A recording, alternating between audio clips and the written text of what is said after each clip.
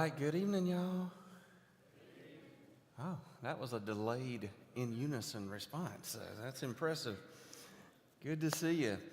I was trying to think today as the snow was falling if I ever remember seeing that much snow and none of it stick.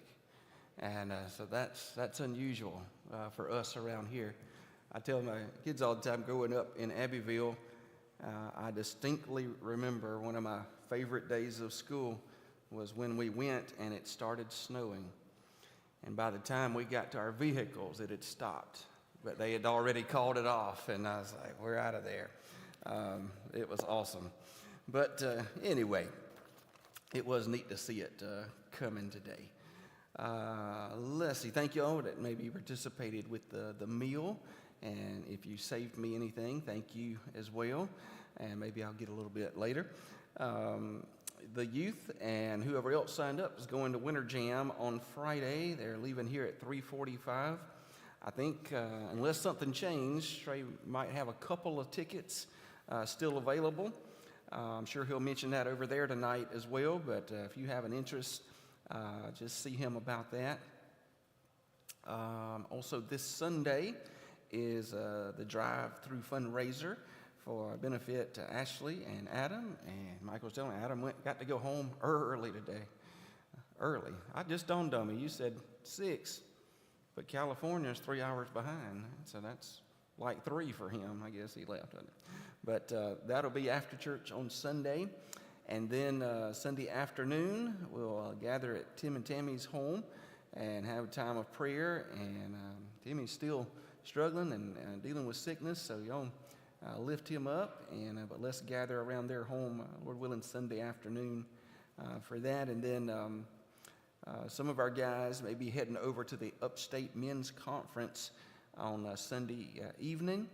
It's at Church at the Mill, and so just kind of keep that in mind. We'll have regular services otherwise, but that's a great event for our men to be a part of. And of course, revival services March 1 and 2. And that is almost here. So keep that in mind. Be in prayer for Pastor Johnny as he prepares to come and share with us. If you have your Bible, want to turn to Judges chapter 9. We'll make our way back over there tonight. And we've gone through Gideon's life, and we've come into chapter 9 dealing with Abimelech. And we're going to pick back up where we had left off a couple weeks ago in dealing with that. I was reading, I can't remember if I know any of the music this particular group does. I just think their name is interested, but there's a music group called The Bad Examples. Y'all ever heard of that? That's interesting, isn't it? And I'm sure they're not talking about their music, but maybe some ways in which they live along the way, but they've been around for a number of years.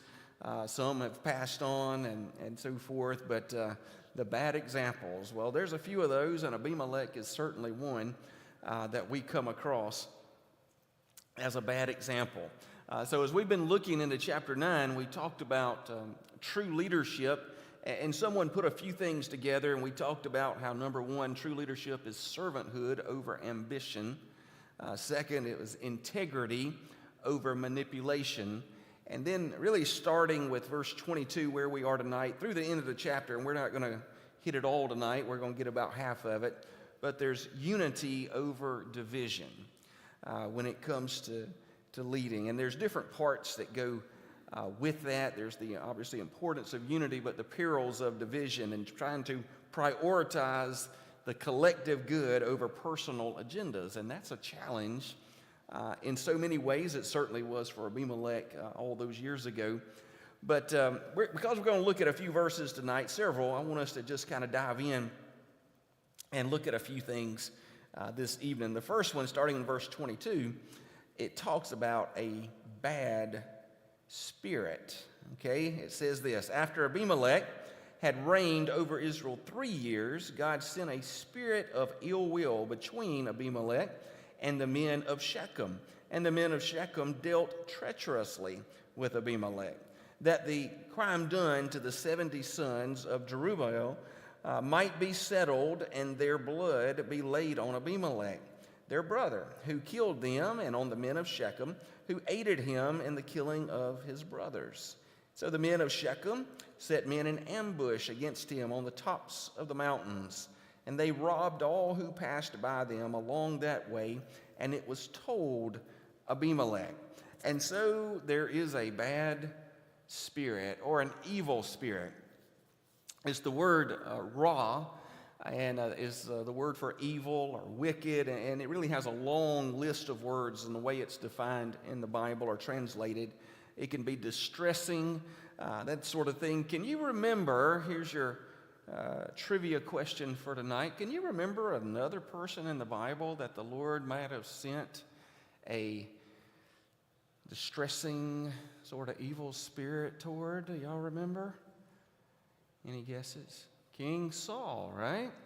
Oh, it's coming back to you now. I know it's late on a Wednesday. We had snow. I know all that. It's all right.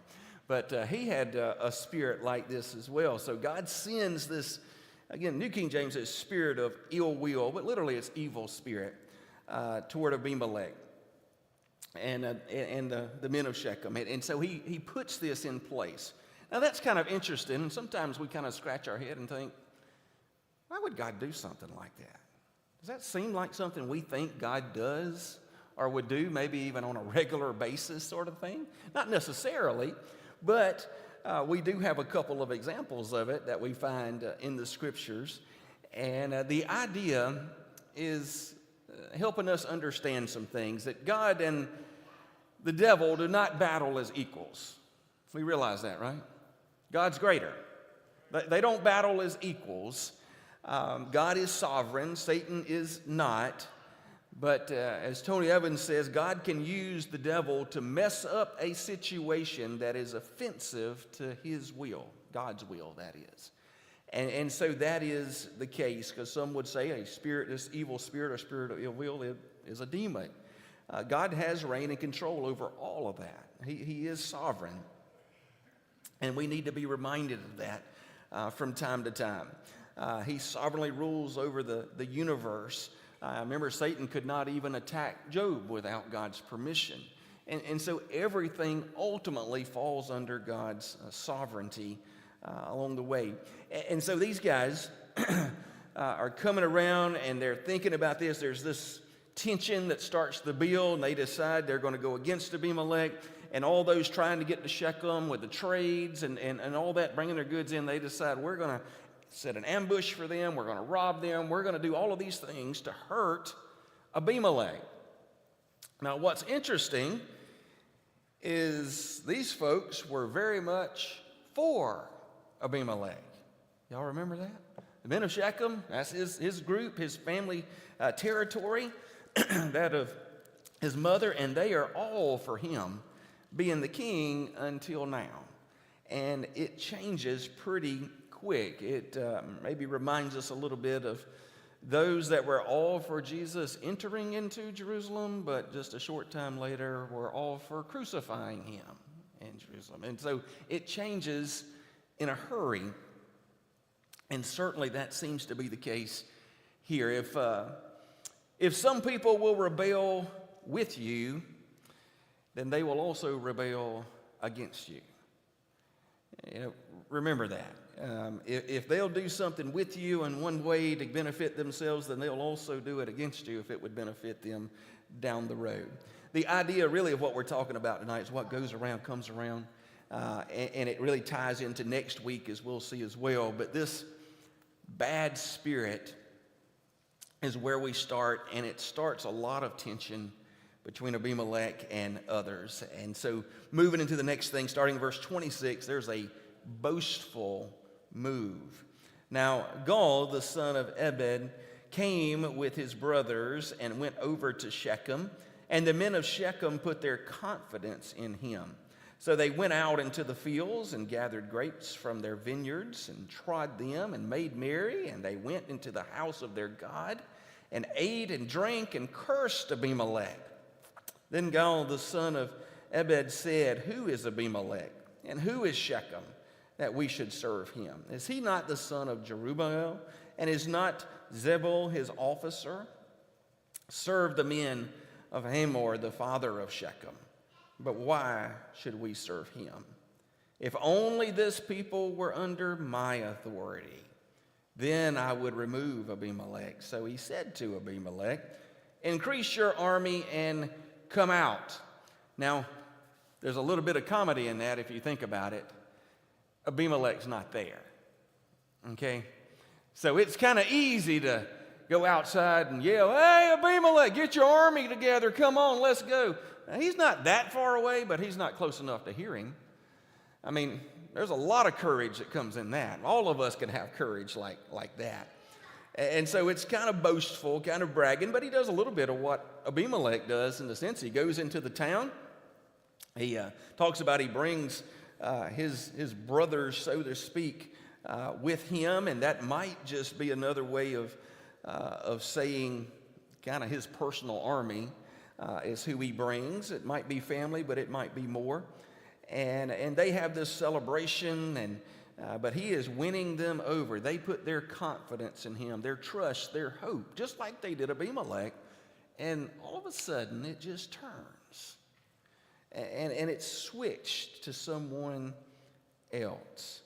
And so God's like, yeah, I'll be your guy. Let's lead. I'll go out and fight him. We'll take care of this now. And so they eat and they drink and they have a time celebrating. It's that time of year, seemingly, for them where a great harvest, according to what some say would be June or July for the Shechemites. It's held before what the Feast of Tabernacles would be for the Israelites, which was more September, October. But they had this time and they would celebrate. They gathered in the house of their God. Doesn't tell us exactly who that is. Speculation, some would say Baal, but Baal's not mentioned by name. Normally, it's kind of spelled out that way. This is the word Elohim, which is also the way we translate for the God, the true God. But they gather and worship in the house of their God. They ate, drank, and they cursed him.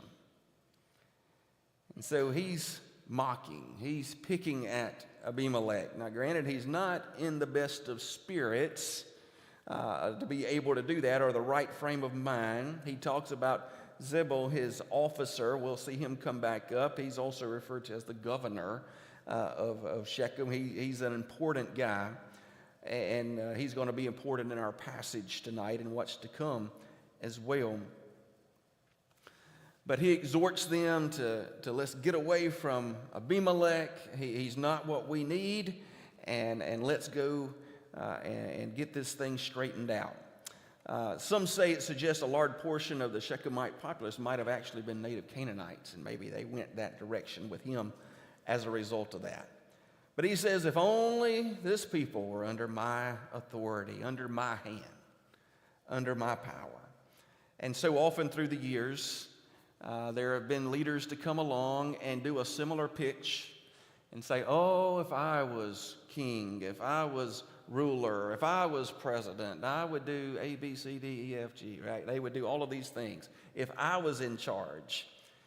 And sometimes probably we think those things too, don't we? Oh, if I was in charge, I'd do this. I don't know about you. I'm really pretty happy God's in charge, aren't you? I can't imagine. I don't want to be in that sense. So I'm glad God's the one that's in charge. And so there's all this tension. There's all this anger that's building up. And generally, when you get angry, it just doesn't end well. I may have told you the story about a guy named Ralph. Ralph woke up about 5 o'clock one morning to a noise. It sounded like just banging constantly. It was crazy what was going on his roof. He was still in his pajamas, and he went in the backyard to investigate, and there he found a woodpecker on a TV antenna. How many of y'all remember TV antennas on the top of the roof? Okay, good. We're in the right crowd tonight. Not everybody remembers what that is. Our antenna now is a rectangle like that and about that thick, because we still have one. Thankfully, I don't have to climb up on the roof anymore to do anything with it. Those were the days. Anyway, so woodpeckers just pounding this antenna on the top of the house. And it's driving Ralph crazy. Again, he's still in his pajamas. He's checking all of this out. And He gets angry, and he reaches down and he picks up a rock to throw it at the woodpecker. What's the likelihood at 5 a.m. he's going to hit a woodpecker on the top of his house? It's not too likely. It goes over the house, and he hears a noise. And he goes around to the other side of the house, and he notices the rock he threw hit the windshield on his vehicle. And that frustrated him all the more, and he just reared his leg back, and kicked something. Well, you remember what he was wearing? His pajamas, and that hurt when he kicked it, and it just got worse. I mean, if you start your day like that, it doesn't get any better. But somebody said anger usually ends in agony. And that's what's happening for Gaul and the folks here is they're angry. Now, they're going to also make somebody else angry, and we're going to see who's going to have a different plan. But this is a pretty boastful move for someone who just doesn't have the numbers, it seems, to be able to win a battle like this. But yet he's confident in some way. He at least talks a big talk, and that'll come back, we'll see in a moment. Well, there's a big warning that's given when Zebul, the ruler, or again, governor of the city, heard the words of Gaul, the son of Ebed, that his anger was aroused. It's a picture we see quite often in the Old Testament. The word anger is tied to the word for like our nose, nostrils, our face, how we get red when we get mad. And so for Zebul, he couldn't hide the fact of what he was feeling as he's hearing all of this. And so his anger is just kindled. It also means it's hot, furious. So all of this is going on in his mind and his life because of what he's witnessing. And so it says he sent messengers to Abimelech secretly, saying, "Take note, Gaul the son of Ebed and his brothers have come to Shechem, and here they are, fortifying the city against you. Now therefore get up by night, you and the people who are with you, and lie in wait in the field. And it shall be as soon as the sun is up in the morning, that you shall rise early and rush upon the city. And when he and the people who are with him come out against you, you may then do to them as you find opportunity or occasion." He says they're here in the city and they're besieging it. They're securing it against you. They're winning people over with all that is happening. And so Zebul really is the one that comes up with the plan. He sends the message to Abimelech. Again, he's not hours and hours away. He's not really that far away at all, but not close enough to hear Gaul yell like he did at him. But he's not that far away, so he sends them secretly, these folks, Zebul does, and he lets Abimelech know, this is what you need to do. You've got a problem, and you need to take care of it. You need to do something. And so he sends a great warning to Abimelech to be able to get to work and to do so at night. You'll surprise them, and the opportunity comes, you'll be able to win in all that's going on.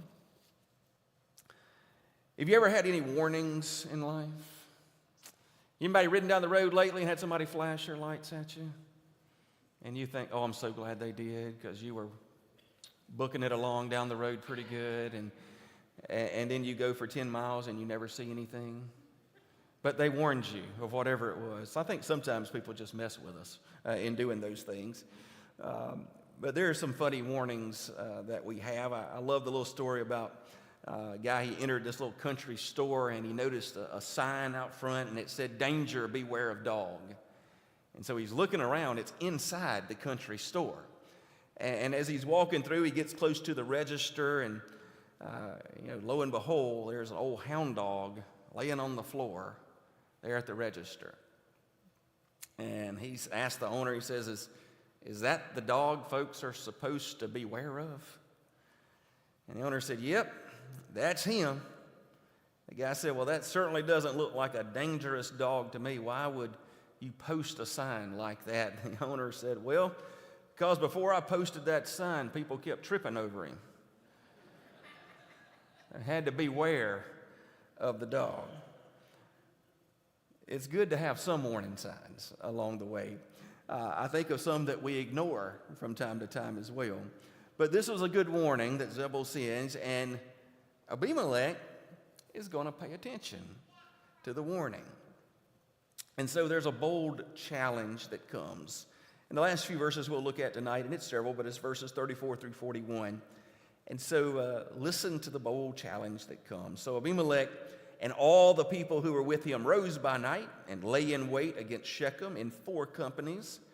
When Gaal the son of Ebed went out and stood in the entrance of the city gate, Abimelech and the people who were with him rose from lying in wait. And when Gaal saw the people, he said to Zebul, look, people are coming down from the tops of the mountains. But Zebul said to him, you see the shadows of the mountains as if they were men. So Gaal spoke again, and he said, see, people are coming down from the center of the land, and another company is coming from the diviner's terebinth tree. And then Zebul said to him, where indeed is your mouth now, with which you said, who is Abimelech that we should serve him? Are not these the people whom you despised? Go out, if you will, and fight them now.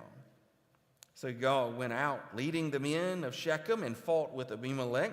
And Abimelech chased him, and he fled from him, and many fell wounded to the very entrance of the gate. And then Abimelech dwelt at Arumah, and Zebul drove out Gaal and his brothers so that they would not dwell in Shechem. Again, a little bit of a comedy and a way coming on in these few verses. So Gaal looks and he notices that Abimelech, his troops are coming down from the tops of the mountains. And he's talking to Zebul, not realizing he's talking to somebody he really can't trust at all and shouldn't be trusting, but nevertheless, he seems to have some kind of relationship with him. And so Zebul picks at him a little bit and says, oh, you just see the shadows of the mountains as if they were men. They're not really there. Now, there's some reasons he might say that, and matter of fact, somebody wrote several of those down of why he would say something like that.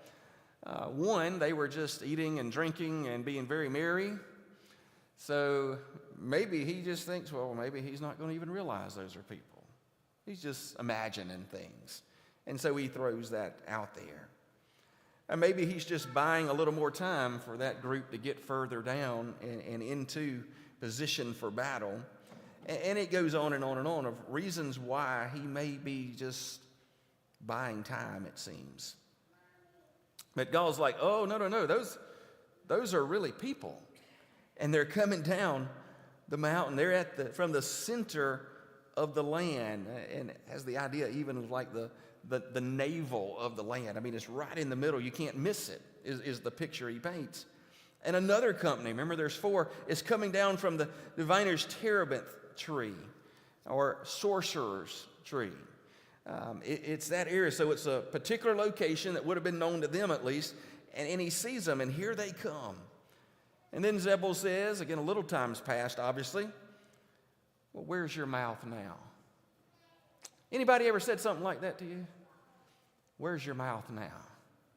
It's kind of put up or shut up time at that point, right? It's a little bit of comedy that's going on. Where's your mouth? You said, who is he? Well, here he is.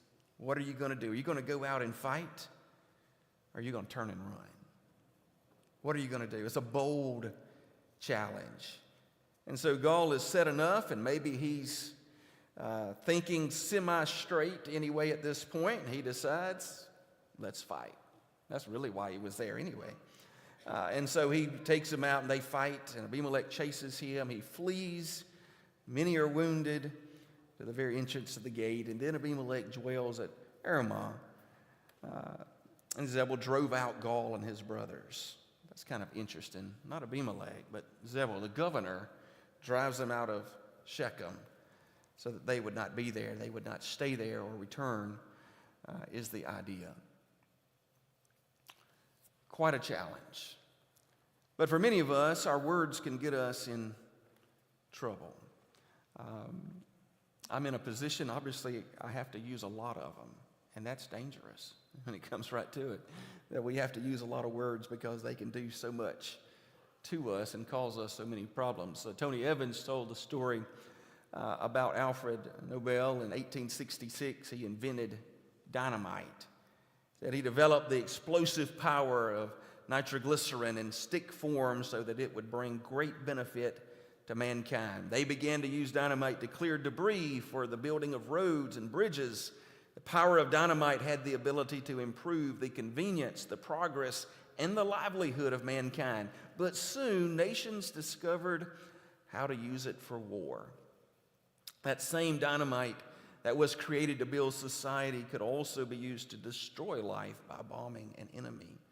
Alfred Nobel was so impacted by the negative use of dynamite that before he died, he bequeathed his vast fortune to the establishment of the Nobel Peace Prize.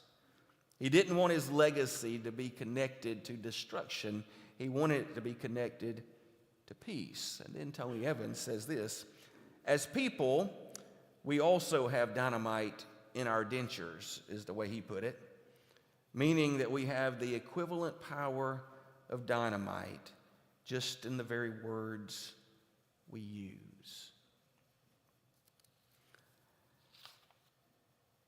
We oftentimes even pray things that probably many of us go back and look at and think, boy, I'm glad God didn't give me what I asked for then. You ever been there? Probably have. We say things that we'll come back and say, man, I wish I hadn't said that. I can't believe I said that. And then there's other times we say things that are impactful in a positive way. They make a difference. We don't mind eating those words because they're good words, they're right words, they're words from the Lord. Sometimes you'll read a story about someone who, for whatever reason, has to step away or they're asked to leave a position. And often they'll say something like this: just because I'm no longer serving in that position doesn't mean I'm going to stop fighting. I'm going to keep on fighting, whether rightly so or not about their situation. That's not the issue. But oftentimes they'll say something like that: I'm going to just keep fighting.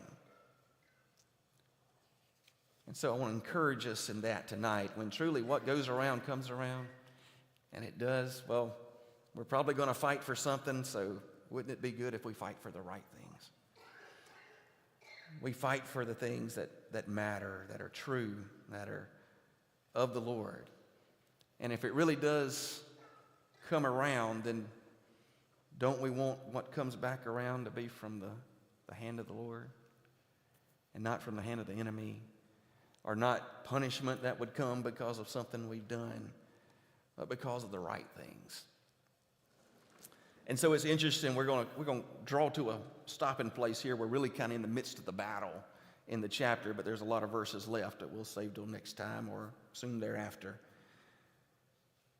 But Gaul had to eat his words, had to back them up, which he did. He did go to fight, and he did go to battle. Abimelech was blessed to have someone to send him word of what was happening, or he would have been caught extremely off guard. And some of us don't do good when we're caught off guard. We don't like that.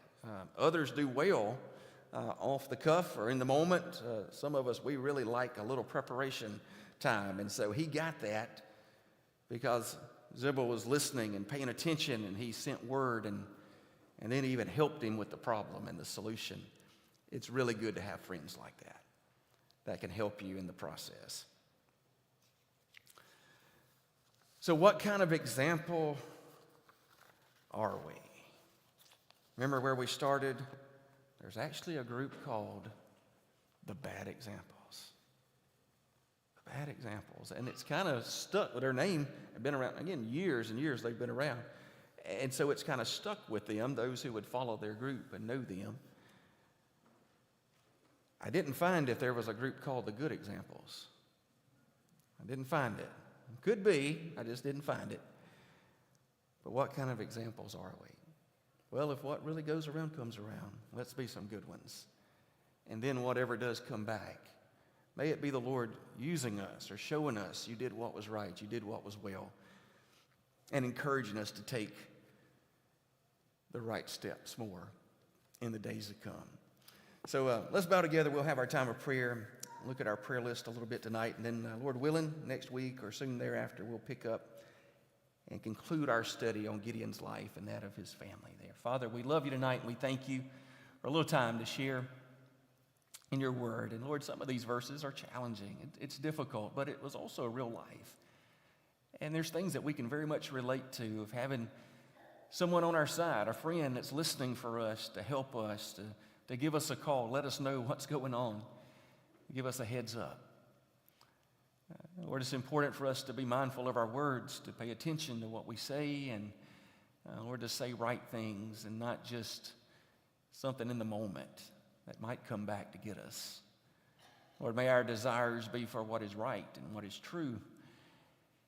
Lord, help us not to be power hungry, to realize you're all powerful and you're the only one that really holds that. But Lord, you have called us to lead, and so I pray we'll do so in seeking unity over division. And Lord, continue to help us to learn through these verses and this study and Gideon and his family's life. And I pray that you continue to draw us close to you. And Lord, bless in our time as we look over our prayer list tonight and think of some needs and situations, and pray that you'll do great things for your glory. And we pray in Jesus' name. Amen.